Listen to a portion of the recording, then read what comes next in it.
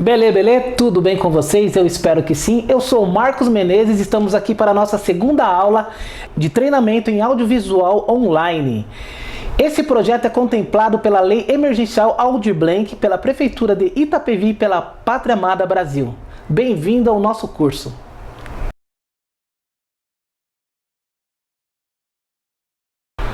Então, meus amigos, estamos aqui mais uma vez para a nossa aula online. A semana passada, na outra aula, melhor dizendo, nós falamos sobre a história do cinema e suas particularidades, correto? Hoje nós vamos falar um pouco sobre o roteiro, o que é e as suas definições. E após falar um pouco de roteiro, vamos falar sobre A Jornada do Herói, que é de Joseph Campbell.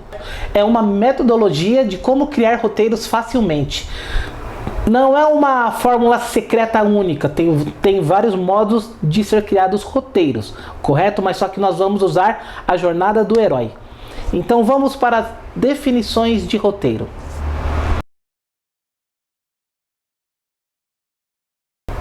O que é um roteiro? Vamos passar para algumas definições sobre roteiro.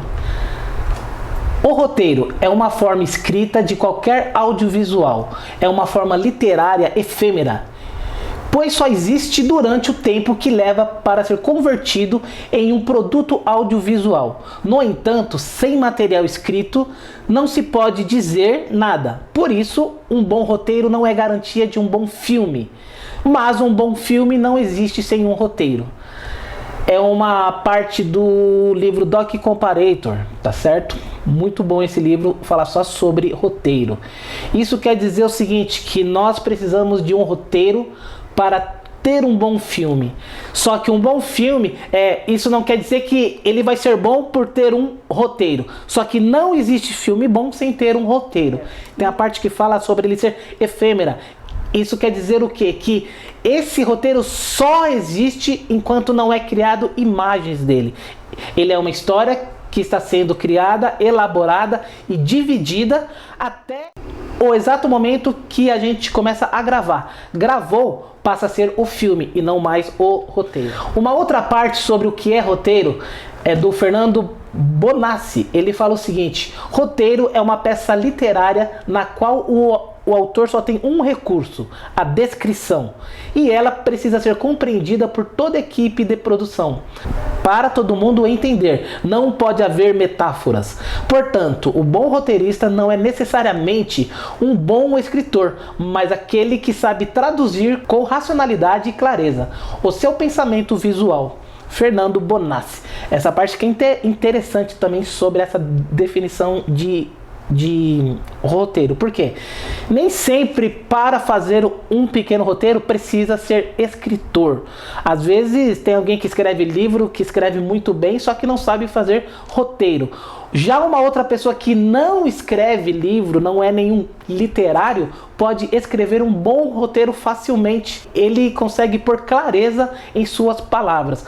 Um bom roteiro precisa ter clareza em suas palavras para que toda equipe entenda o que ele quis dizer. Por exemplo, se eu quero falar que o carro bateu em outro carro na via expressa, toda a minha equipe precisa entender que um carro bateu em outro carro.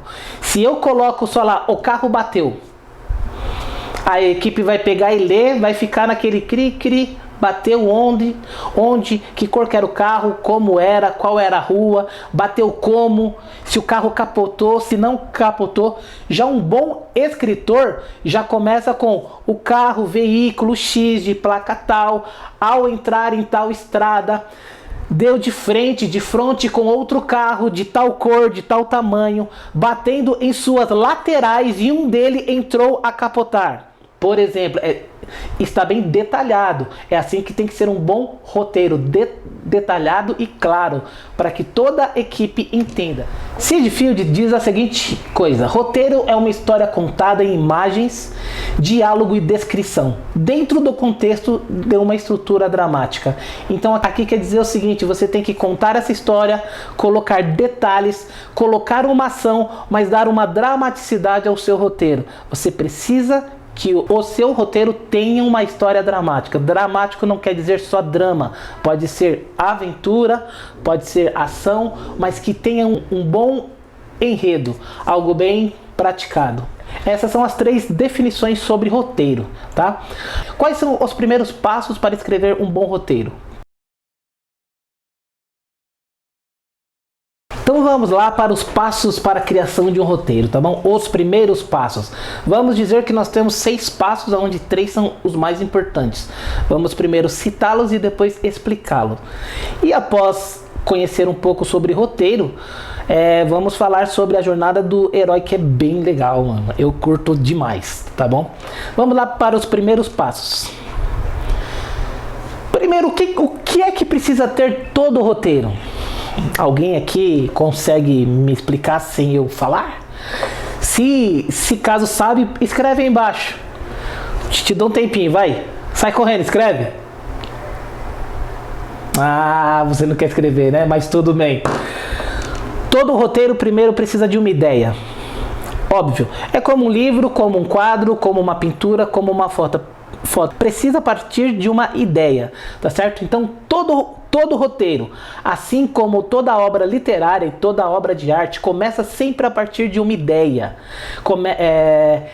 Ideias valem ouro. A criatividade pode ser alimentada pela observação e interpretação da realidade. Muita leitura, pesquisa, vivência do autor, brainstorm com amigos e parceiros, etc. e mais etc. O que nós queremos dizer com isso? Da onde surgem as suas boas ideias? Às vezes é embaixo do chuveiro, às vezes é do que você lê, do que você convive. Então seria aquela frasezinha que agora me escapa, mas é mais ou menos assim: você é o que você lê, o que você ouve. Então é mais ou menos assim que surgem também as ideias. É com conversas com amigos, em um parque, caminhando, lendo, assistindo alguma coisa, é daí que tem a sua ideia. O primeiro passo para ter um roteiro é a ideia. O segundo passo seria determinar a sua storyline, que seria a sua linha de história.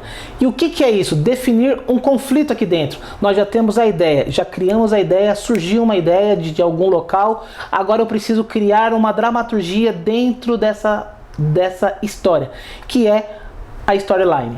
Tá?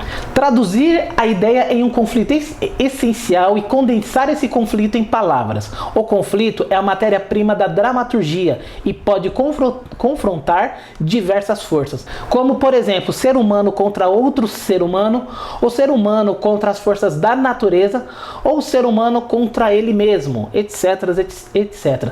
Todo bom roteiro tem o seu conflito essencial e que pode ser resumido em uma única frase. Vamos falar um pouco sobre a parte desses conflitos, que é muito importante falar, porque talvez não tenham entendido. O ser humano contra outro ser humano. Você cria um conflito onde é um ser humano contra outro. Vamos dar um exemplo do filme. Vamos ver um filme aqui, um roteiro onde são pessoas contra pessoas.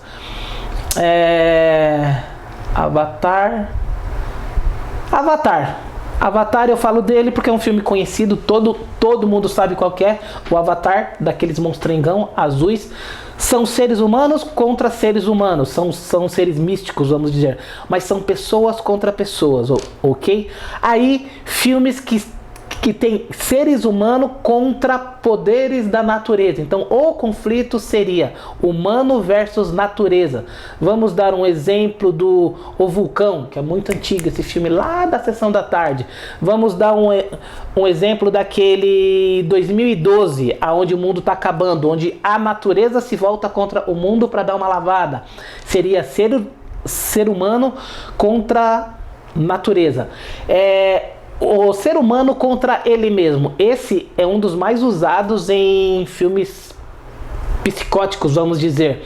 É quando você tem um conflito interno, você contra você mesmo. O filme Psicose, por exemplo, é um dele. É totalmente interno, é ele contra ele. É um jogo de mente aquilo ali. Eles criam cenas, criam histórias, mas está tudo dentro da mente da pessoa, tá certo? A parte 3 seria criar uma sinopse ou um argumento. Definir os personagens. Quem irá participar dessa sua história? Você já tem a ideia, você já tem a sua storyline, que é a sua dramaturgia, você já sabe o que vai rolar. Agora vamos ver quem são os personagens, quais são as pessoas, quem será quem dentro dessa história. Determinar quem viverá o conflito básico e definir o perfil de cada personagem. Uma ferramenta interessante para a criação dos personagens consiste de criar uma ficha contendo informações diversas sobre cada um deles, como por exemplo os seus dados, os seus hábitos e os seus costumes. Perfil psicológico, crenças religiosas, filosóficas e etc.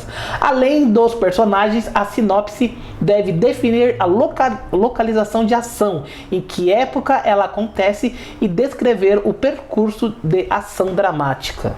Vamos ali para aquela explicação rapidinha, como sempre.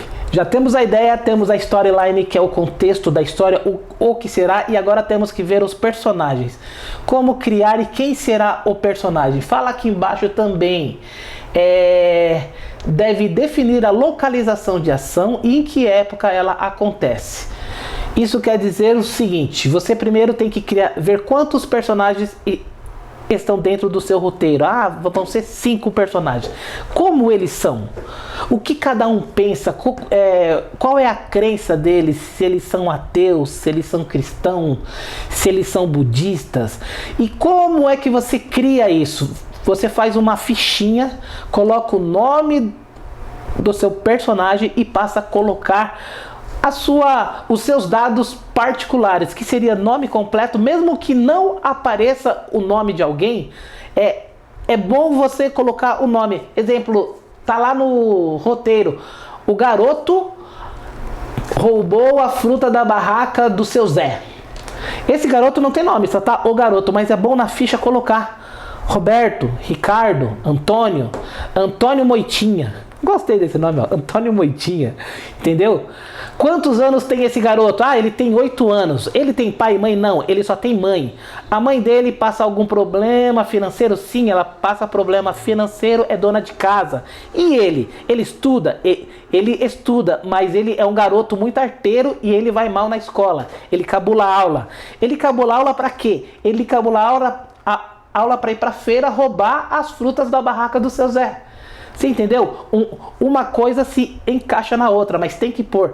Que época foi isso? 1890, aonde os garotadas ficavam aí na rua, jogando bola, brincando de carrinho, mãe da mula, etc. Hoje, um garoto de 8 anos na rua vai estar fazendo coisas piores que roubar uma fruta, né?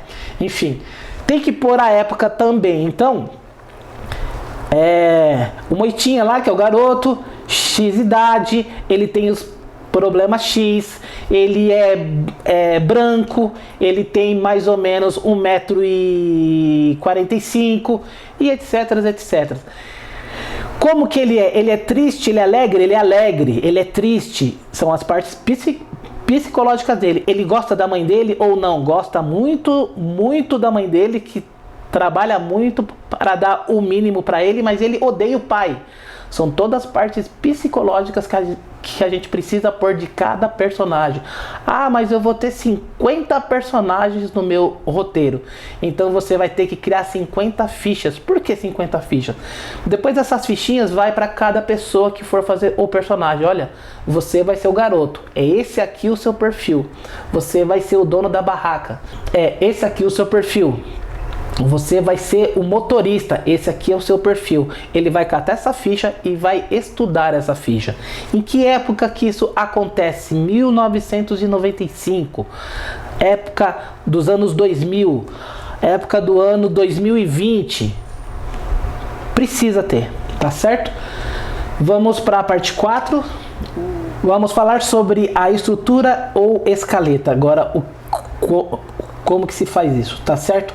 Primeiro nós temos a nossa ideia, primeiro passo. Segundo passo, a nossa storyline, que seria a nossa dramaturgia, o que vai acontecer ali no meio. Nós temos a nossa sinopse com os nossos personagens, quem seriam as pessoas, quem, quando e como. E agora nós chegamos no como, que seria a nossa estrutura. Definir o que cada personagem vai fazer dentro desse enredo, como se fosse um plot de ação. A tradução literal, plot, significa enredo. Simplesmente isso, é o enredo da história. Eu acho que alguém já ouviu falar de plot twister, né? Eles falam que é uma pequena reviravolta dentro da história, dentro desse enredo. Não é pequena, é uma grande reviravolta. Por exemplo, um homem de 50 anos tem câncer. Passa o enredo todo, aquele personagem com aquela estrutura tem câncer. Chega lá no finalzinho, quando você acha que ele vai morrer, descobre que os seus exames foram trocados. Isso é um plot twister. O que você acha que não é. Ele dá um 360 e volta pro outro lado. E o enredo vai para uma outra direção. Tá certo? Seria como uma espinha dorsal da nossa história. É o ponto marcante que a pessoa fala: caracas, que é isso? Eu não tô acreditando. Entendeu? É o plot da história, que seria o enredo. Então, voltando aqui, a parte da estrutura ou a escaleta é primeiro saber o que vai acontecer dentro desse enredo, dentro dessa história, com cada personagem. O que vai rolar em cima de cada personagem dentro dessa história. Logo em seguida, nós temos o pré-roteiro. Esse pré-roteiro é bem legal também. Elaborar o pré-roteiro, ou seja, o roteiro literário.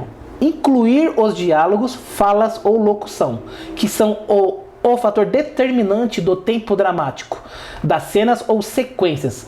Definir a palavra que serão usadas pelos personagens que viverão o conflito. As rúbricas ou indicações devem acompanhar as falas descrevendo o estado de ânimo ou atitudes dos personagens, para orientar o diretor e os atores com relação ao clima de cada fala e de cada cena. Agora, o próximo passo é elaborar o pré-roteiro, ou seria o roteiro literário. Inclui diálogos, falas, inclui o fator determinante do tempo dessa dramaturgia. É onde você vai colocar palavras, letras, e o ânimo e o estado de espírito que o seu personagem está naquele momento. Vou escrever ali Carlos, embaixo a frase dele: senhora, mas eu estou com muita pressa, posso entrar? Entre aspas, reticências, o que seja, Carlos, nervoso. Porque eu preciso pegar o roteiro literário explicadinho, mastigado, e entender aquela cena. Eu estou triste para entrar, eu estou com raiva, eu estou nervoso, eu estou atrasado. Eu como diretor, eu preciso ler e falar: nossa, eu estou entendendo tudo que ele quer passar para mim, e eu vou passar isso para o meu vídeo. Eu como ator, eu preciso entender: eu preciso estar muito nervoso nessa cena. Entendeu? É essa parte do pré-roteiro, aonde vai todas as falas. E já aproveitando, é aonde a gente consegue ver cada tempo. O tempo da nossa história. Com X falas, com tantas pessoas que falam, a gente sabe mais ou menos por cima quanto que vamos ter de filme. No pré-roteiro, a narrativa que está aqui vista como um todo será dividida em cenas ou sequências. Cada cena deve estar integrada ao todo e desenrolar uma cena que deve ter um ritmo que resulte em um tempo real. A harmonia do ritmo determinará a harmonia do conjunto da obra. Isso aqui é o que eu falei sobre o tempo. Ela tem que estar em harmonia. Tudo que será dito, escrito, tem que estar em harmonia com o tempo da obra. Aí a gente consegue saber se o curta vai ter 10 minutos, 15 minutos, o filme vai ter 2 horas e aí por diante. E por fim, o nosso último passo, que seria o roteiro final ou o roteiro técnico.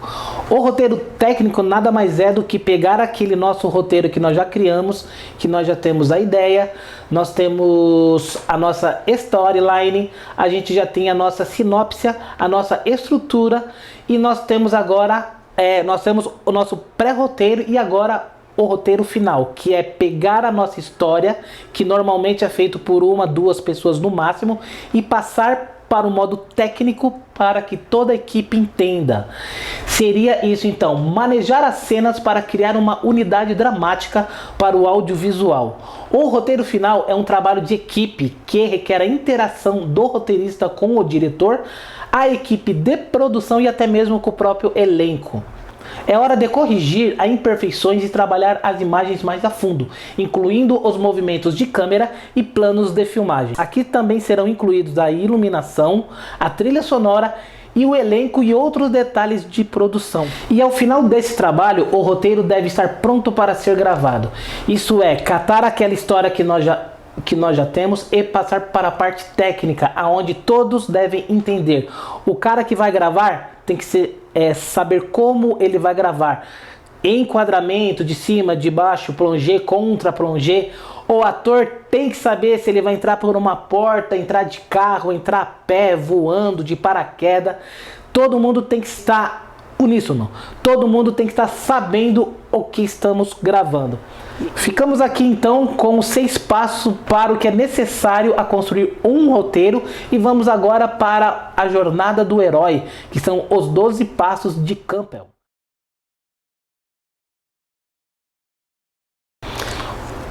Temos agora a jornada do herói, que é muito bacana. Para se criar um roteiro não é necessário uma regra única. Pode ter vários tipos de técnicas, mas eu particularmente gosto da jornada do herói e outros também gostam da jornada do herói porque tem uma estrutura de fácil entendimento e muito plausível para quem gosta de escrever, tá certo? A jornada do herói foi criado por Joseph John Campbell. Ele é de março de 1904 a 30 de outubro de 1987. Ele foi um mitologista, escritor, conferencista e professor universitário norte-americano, famoso por seus estudos na mitologia e na religião comparada. A jornada do herói. A jornada do herói nada mais é, nada menos é do que uma convenção, um paradigma literário identificado em diversas narrativas que auxiliam muitos escritores na construção de um trama emocional envolvente e verossímil. Que palavra bonita! Verossímil. Quais são os 12 passos de Campbell? Nós vamos falar desses 12 passos e ao mesmo tempo vamos dar um pequeno trecho de cada filme, tá? Vamos falar de um filme X e vamos falar aonde esses 12 passos foram usados. Vocês viram que Campbell ele foi também um estudioso mitológico. Então pode ver que todas as histórias da mitologia grega seguem esses 12 passos. Depois que eu explicar, você vai começar a ver isso dentro dos filmes e é muito interessante. Agora, nesse exato momento, você deve estar vendo um círculo onde tem um garotinho andando, escrito Mundo Comum. E temos 12 passos que eu vou ler aqui agora e depois eu vou explicar, tá? Está bom? O rapazinho ali com uma pequena mochilinha e com um cajadinho chamado o Mundo Comum, que é o nosso mundo aqui. Aí tem o chamado à aventura, primeiro passo. A recusa do chamado, que é o segundo passo. O encontro com o mentor, ou ajuda sobrenatural. É o terceiro passo. Travessia do primeiro limiar. Quarto passo. O ventre da baleia, tipo Jonas mesmo. Testes aliados e inimigos, é o 5 passo. Quinto passo. Aproximação da caverna oculta, 6º passo. Aprovação suprema, 7º passo. A recompensa, 8º passo. Caminho de volta, 9º passo. Ressurreição, 10º passo. Retorno com Elixir, 11º passo e o mundo comum novamente, que é o nosso 12 passos. Vamos dizer que o retorno ao Elixir é o 12º, ou pode ser ao contrário, está certo? Vamos agora para a explicação de cada um. Sobe daí, círculo. Voltamos aqui à nossa explicação, voltamos à nossa programação normal, sem brincadeira, e vamos lá. Vamos agora conhecer os 12 passos de Campbell, que é a jornada do herói, tá certo? Começamos pelo mundo comum. O que é o mundo comum? É o mundo onde o personagem principal, o nosso herói, o nosso protagonista, o nosso vai que vai, vive. Simplesmente isso. Nós vamos dar 2 exemplos, que nós temos os exemplos do Hobbit e o exemplo do Harry Potter, tá certo? Passo 1, mundo comum. O herói apresentado em seu dia a dia. A história dos Hobbits começa com a apresentação do condado e de Bilbo em sua toca casa, ou seja, a caracterização do personagem dentro de um ambiente normal para ele e para seu mundo. Já em Harry Potter, nos é apresentado em sua vida comum, como um garoto morador de um porão embaixo de uma escada. Ele convive com os seus primos e os seus tios malucos. O passo 2, chamado à aventura. O que seria o chamado à aventura? A rotina do herói é quebrada por algo inesperado, insólito ou incomum. Nos Hobbits, por exemplo, Gandalf, o mago, aparece na porta do Bilbo e convida-o para participar de uma aventura. Já em Harry Potter, recebe uma avalanche de cartas trazidas por corujas, convidando-o a estudar em Harvard. Não é Harvard, é na escolinha ali do lado, mas enfim, o que acontece aqui? Bilbo tá lá na vilinha dele e do nada aparece o cinzento, né? Que lá no finalzão ele fica o branco, mas o filme inteiro ele é cinza. Ele aparece falando, e aí Bilbo, vamos dar uma volta? E o Bilbo, ele é um Hobbit, ele não gosta de aventura, ele gosta daquela vida pacata que ele tem. Já o Harry Potter também, ele fala assim, pô, uma coruja voando, ele não sabe quem ele é ainda, tá certo? E essa coruja aparece cheio de cartas e lança dele e fala, você está convidado a estudar na escola Pirim Pim Pim. E ele simplesmente fala, eu quero. No 3º passo, que é a recusa ao chamado.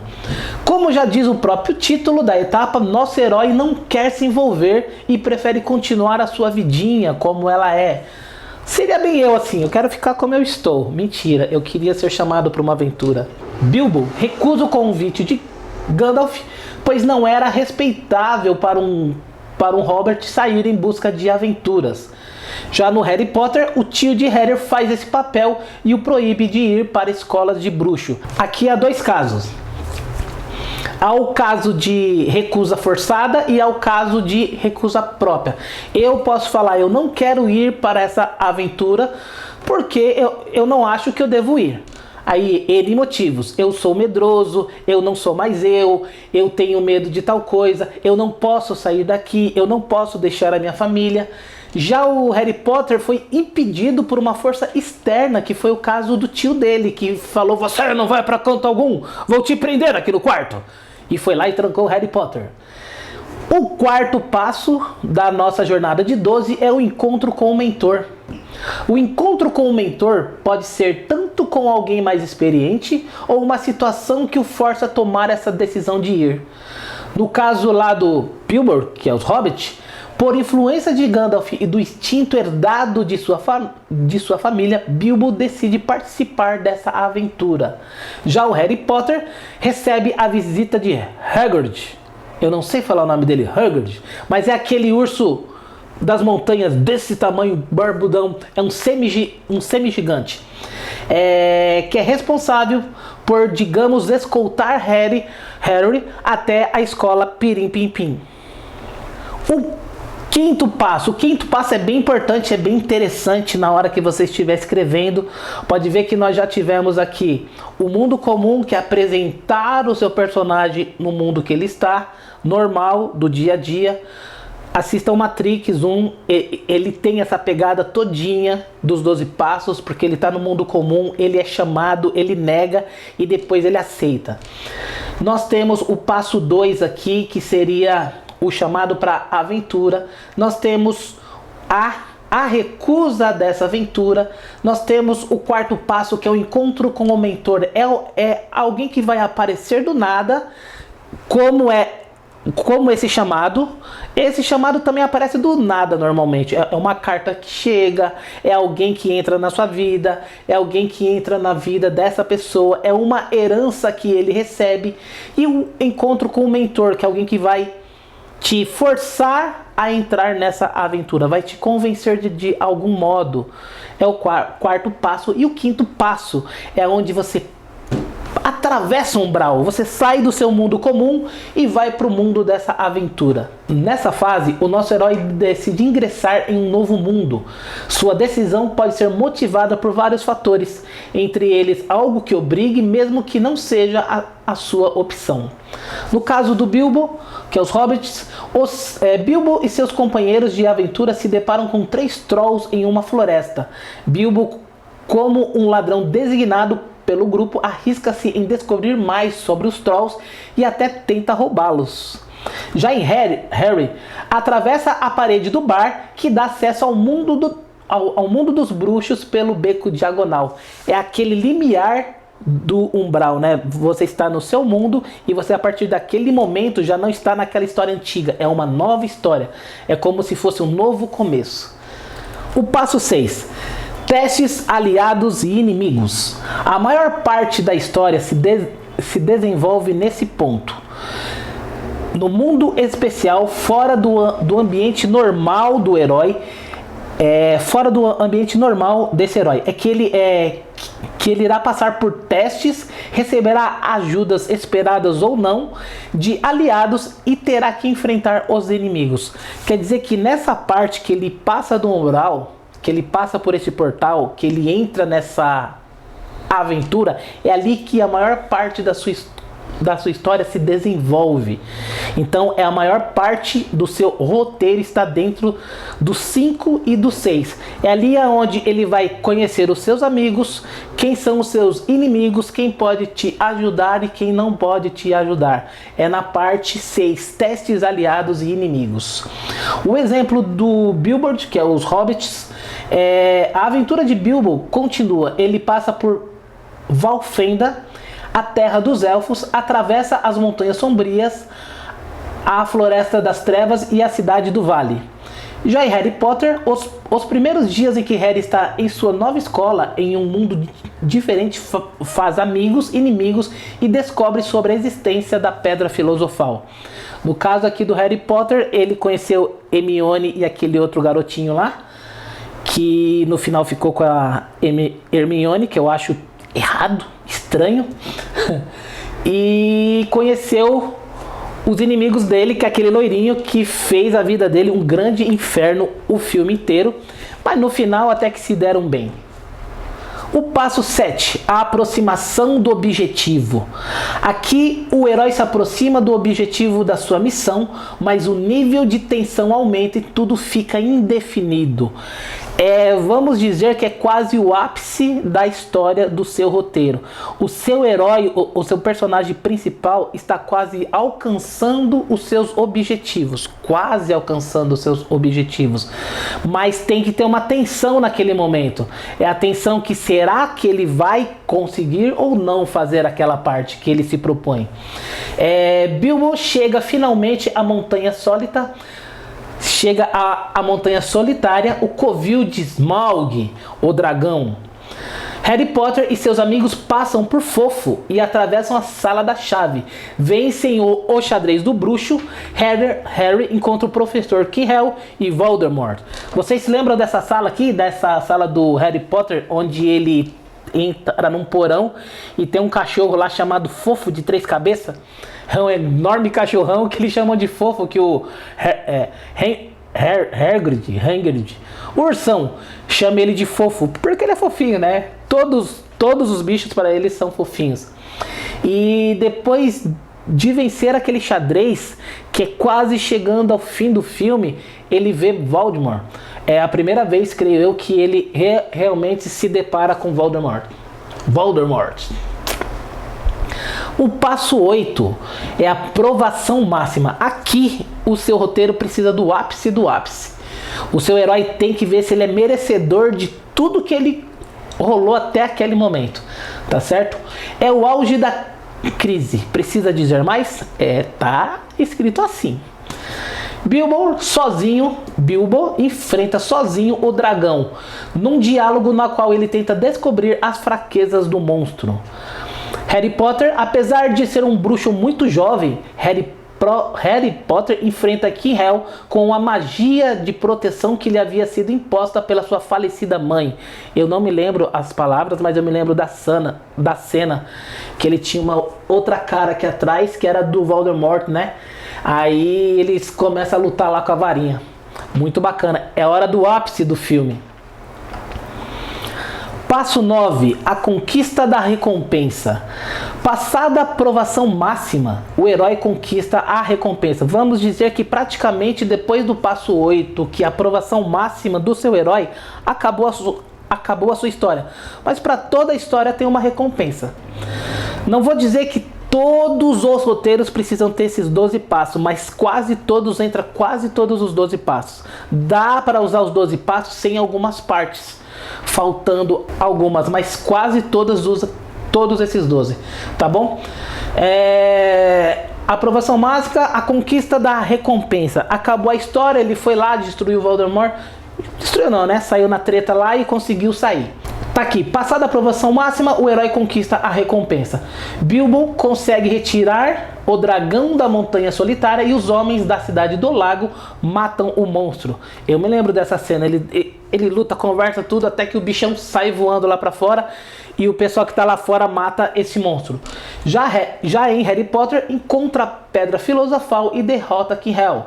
Voldemort, enfraquecido, precisa se esconder novamente. Foi a primeira vitória de Harry Potter em cima do Voldemort naquele momento. Depois que teve aquela briguinha lá entre eles, Voldemort falou: tô muito fraco, porque ele ainda estava se recompondo ainda, se reconstruindo, então ele não tinha todo o poder dele ainda, ele saiu fora. E o Harry Potter também não era um grande mago ainda, ele estava aprendendo algumas técnicas e ele ainda não era um grande mago, então acabou aí o filme. Mas a recompensa do Harry, por exemplo, foi encontrar a Pedra Filosofal.